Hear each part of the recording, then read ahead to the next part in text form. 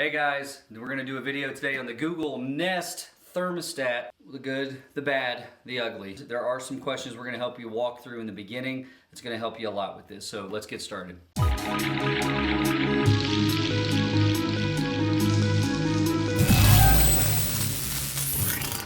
The first thing you want to do is you do want to kill the power. The other thing you want to do that I learned, look beforehand to see what type of heating system that you have. So the first one I did as a trial run, I learned that the configuration of the wiring, the way that the HVAC techs had put in originally, Google automatically assumed, based off of that wiring configuration, that the unit was running dual source heat. It assumed based off of the wiring that we also had radiators or baseboards. In this house, we do not have those. And so it was actually a bit tricky to bypass that. It actually prompted me to put in a Nest installer ID to actually allow it to go further. I had to perform a hard reset and actually go in and kind of assign each of those each of those wires what they were. And the first thing you want to do is kill the power. We've already done that, so we're going to come to the plate and get started. Your thermostat's going to look something similar to this right here. We're going to get started by popping this off, and if you reach up under the bottom here, most of these have just a little clip, or you can pull from the bottom to get that started. It doesn't take a whole lot of force. If you're really pulling, I would stop and look and see if you have a clip somewhere. This unit doesn't. It actually just kind of slides out. And once you slide that out, up and off. This is just the sensor that plugs in and controls your old unit. Now right here at this moment, before you do anything else, take a picture of the wire configuration. This is critical to the install, and these correlate to different leads on the units. It's just going to help you keep sense of this and keep track of it. So take a picture. If you haven't done it, go ahead and take one now. So cracking open the Nest, here we go. Here's what's inside the box. We're going to have the main, or the faceplate. I would leave it in this packaging. It has a little protective plastic cover and a cardboard back. I would leave it in that for now and just kind of set it to the side. Then here inside the box, the new panel, flathead screwdriver.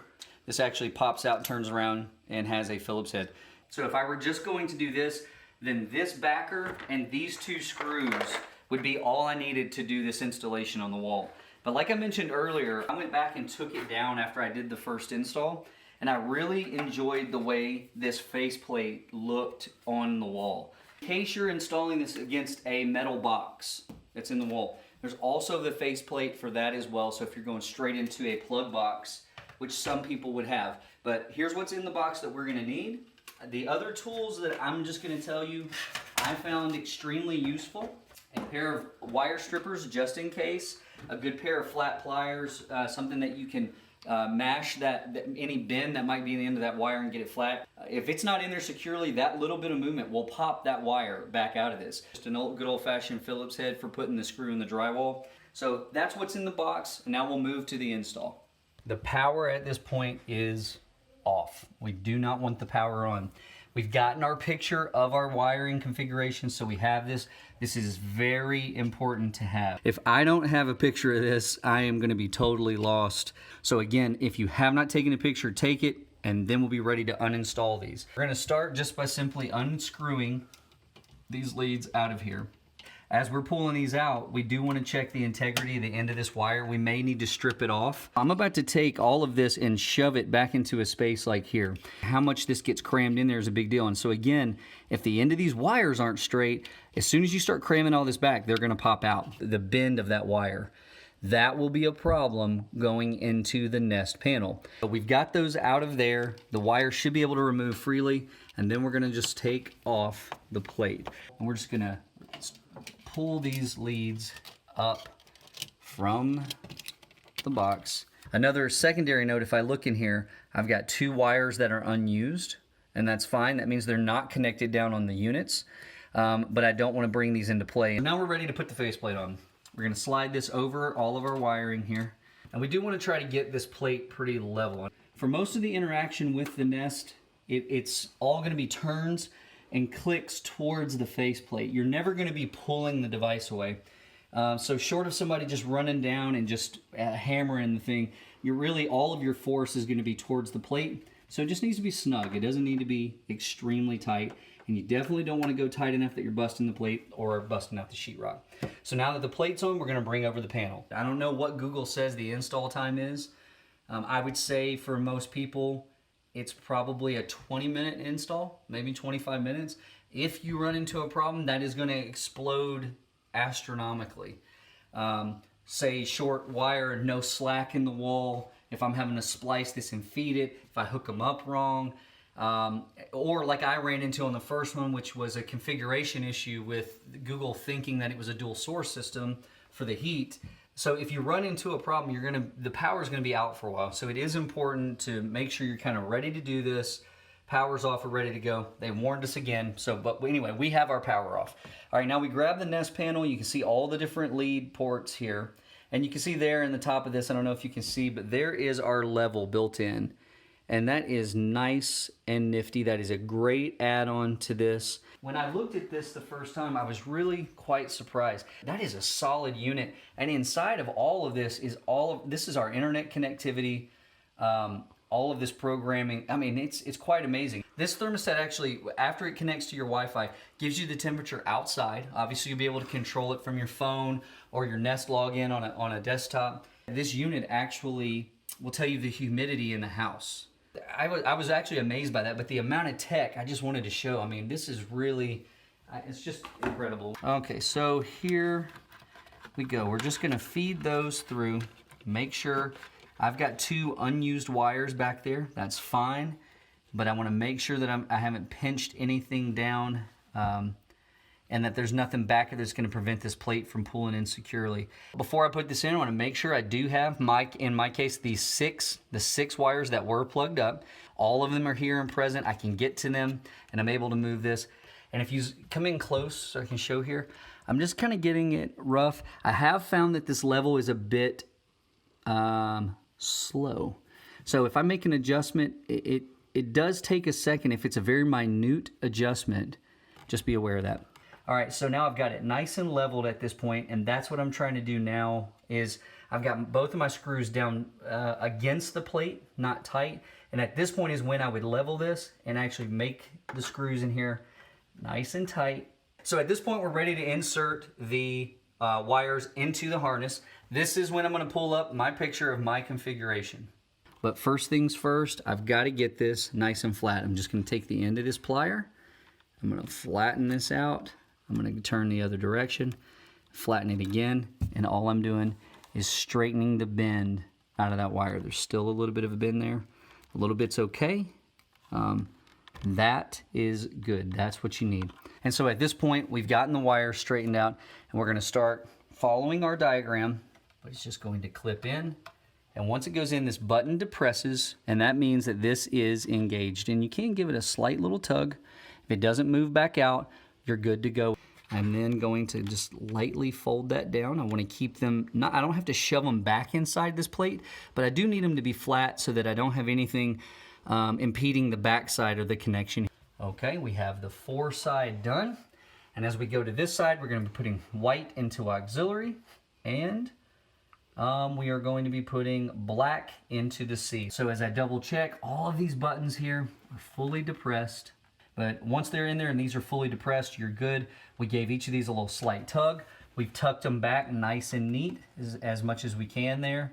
Nothing's sticking out past this gray area here, so nothing's going to impede with the back of the panel. Now, this actually just goes straight on and just snaps in. If you look at the back of this, you've got a port here. You're not going to use this for 95% of the installs, and if you are, at this point you need to stop and go find another video because I'm not covering this port. This is the main clip that goes into this harness and just goes here. All I'm going to do, it's actually quite easy to center as long as you bring the Nest logo up to the top. Don't push if you have resistance, but you should find that it snaps on nice and easy. At this point, we're going to go back, we're going to fire up the power, and we're going to be here to see walk through the setup. So the Wi-Fi is powering, or the internet's coming back on. It's connecting to all the devices. We're gonna give this unit just a second, and then we'll be ready to set this up. Okay, here we go through the setup for the Nest. Now, like I said, this is the 3rd one that I'm gonna be adding to my account.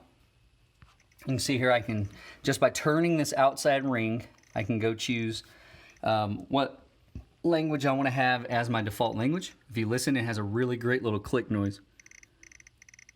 It's like scratching an itch. It's so good.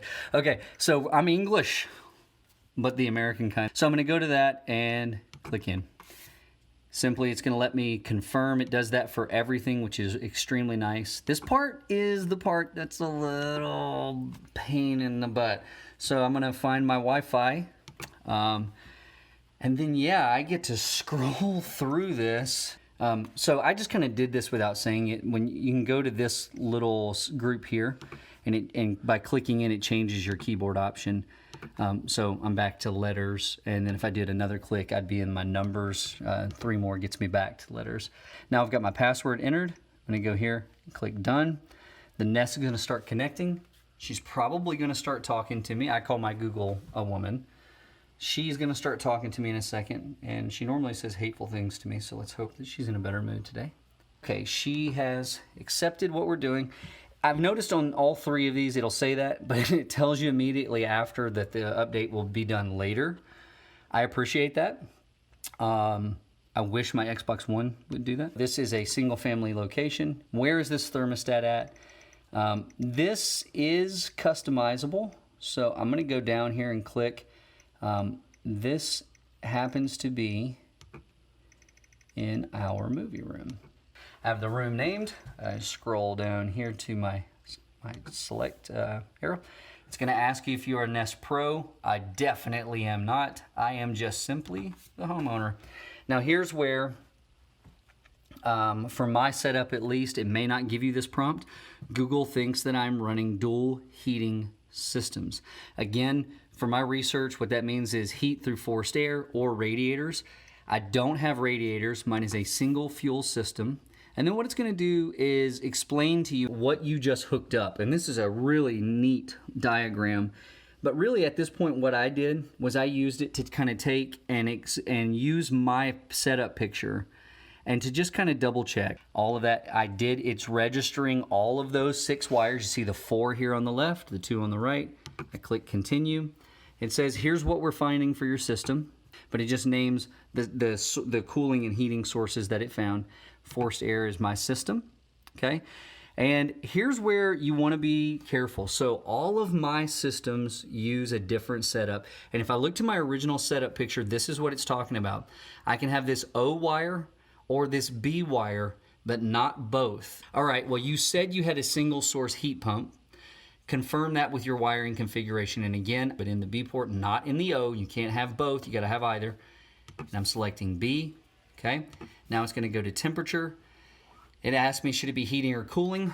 Now, at this point, it's going to let you set your eco settings. Let's say I'm not here. What temperature do I want the house heated to during the winter? And cool, as far as cool goes, if I'm not here, say it's during the day and I'm at work, 80 degrees. At this point, we're going to do a system test. It says it thinks that what I've done is correct, and it's going to say it wants to do a test, and that's good. We want to. We're going to test now. Let's turn on the fan and let's listen. I don't know if you can hear that, but it did turn on right away. Okay. Now, and it did turn off right away. Right now it says currently it is 86 degrees outside, and Nest does not test heating when the outside temperature is above 85 degrees. But what it'll do is when I click this, it'll fire up the heat real quick. Normally what it does is it gives you a countdown. It says heat will turn on in 40 seconds, and it counts down. Then after that, it'll check for auxiliary heating, which is a backup. It is in that panel, but this is not for the radiators. This is for the wiring backup. And then it'll cool those heat pumps. Once it does all that, your setup is complete. We'll do that later tonight. And then it's going to ask me the most important part of this whole setup, which is syncing this to my Nest account. If I just pull up my Nest app here, I already have a home set on there. Well, I guess maybe do a different video if we need to show you kind of how to set up a home location on Nest. So when you're setting this up, your Nest app, you don't have to use it at this point. You can do the walkthrough on here for the Nest thermostat install. I found that even with that, I was looking up videos and I didn't find the right information I wanted for my setup, and that's why we're making this one. But here we go. So Nest app. Would I like to control the thermostat with the Nest app? Yes, I do want that option. And it's going to generate an entry key. Now, what I'm going to do then at this point is there's an entry key here. I'm going to go inside of my Nest app. I'm going to hit the settings tab up at the top. I'm going to scroll down and add a product. At this point, I'm going to bypass continue without scanning the barcode, because the barcode is on the back of this and I didn't do it before, which that is an option. I'm going to hit Nest Thermostat. This is the learning thermostat, not the thermostat E. This is the full thermostat. I'm going to click that. It's going to say, do I want to start the installation? I'm telling it no, it's already installed. And it says enter my key, which I'm going to do here. And at this point, it just says connecting. I don't know if you can see that. And at that point, I can choose to add another product or select done. I'm going to select done. It's going to kind of refresh. Once it refreshes, I now will be able to find all of the items that I have. Oh, I'm sorry, I do have to verify it on the device. So it's telling me what email address it's registering to. That is correct. It's telling me it's going to learn from me and help us to do this. And it says setup is complete. It may take a few moments to show the correct temperature. So don't expect it to just work as soon as you turn it on, okay? Obviously it is intuitive. I mean, right? But I keep finding myself wanting to touch this, and we're in the age of touch screens. It will take you a little bit to get used to this. If I leave it here, this is kind of how it defaults out. You're going to see right from here, it gives the outside temperature, the day, the time, the temperature in this room. I apologize. And then the humidity of this room. So the full thermostat actually tracks that. Again, like I said earlier, maybe not as useful in above ground parts of your home, but down in a basement or a bonus room, that information would be really valuable. So now that this is set up, I can actually go back into my Nest app and I have the movie room. It's going to allow me to do a couple of things. And if I go here and I can set obviously the temperature. There's a couple things we can do. You can set a fan schedule. I'm not going to mess with that right now. Eco mode, home assist or away, Nest Sense, reminders, brightness, display, click sound is on, temperature, placement, network, Nest app, location, language, date, time, equipment, and then you can go into Nest Pro, legal, technical information, whatever. And I want to show you this because I found this useful. If I go into lock, it says, do I want to lock my thermostat?